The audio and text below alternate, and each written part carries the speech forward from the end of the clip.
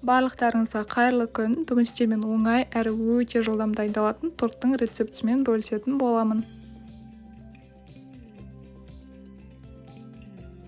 Ең алдымен ұн илегіштен өткізілген ұнымызға какаомызды, қантымызды, содамызды және де қамыр қопсытқышымызды, тұзымызды салып, венчиктің көмегімен араластырып алатын боламыз.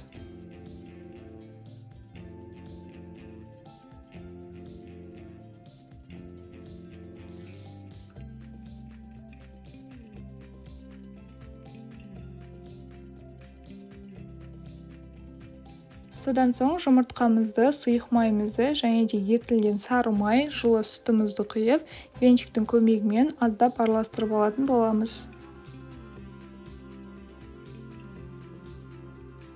Менің тағы да видеоларымды көру үшін менің каналыма тіркеліп, видеома лайк басып кетуді ұмытпаңыздар.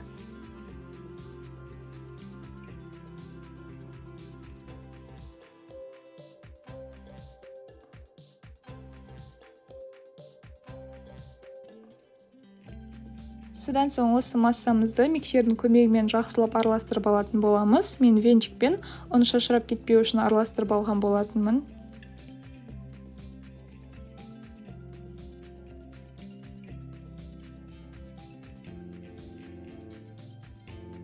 Содан соң уксусты құйып, тағы да миксермен жақсылап араластырып алатын боламыз.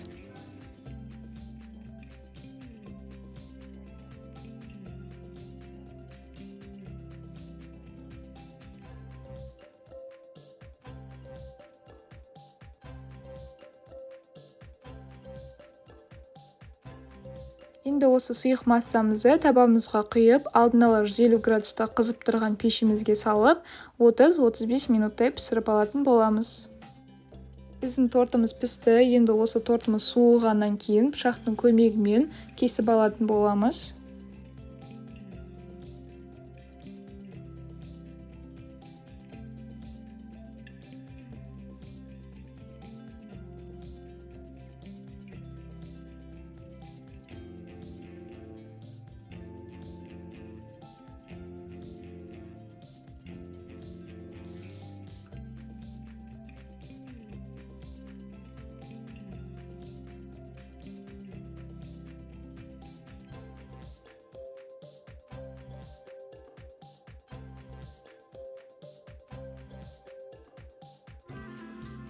Енді бетіне жағатын глазур дайындайтын боламыз. Оған қантымызды, какаомызды және де сүтімізді құйып, орташа отта 5-6 минуттай қайнатып алатын боламыз.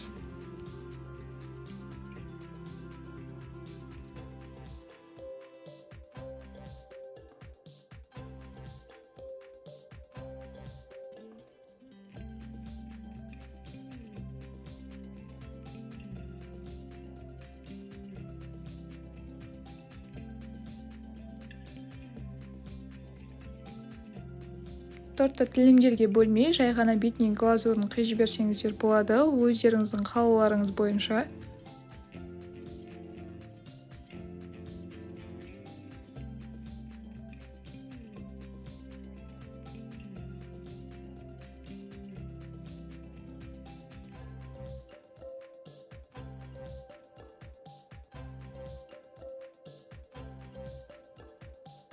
Бізде осындай биік, нәзік торт шықты. Оны тоңазытқышқа салмай жей берсеңіздер де болады. Сіздер де дайындап көріңіздер, астарыңыз дәмді болсын.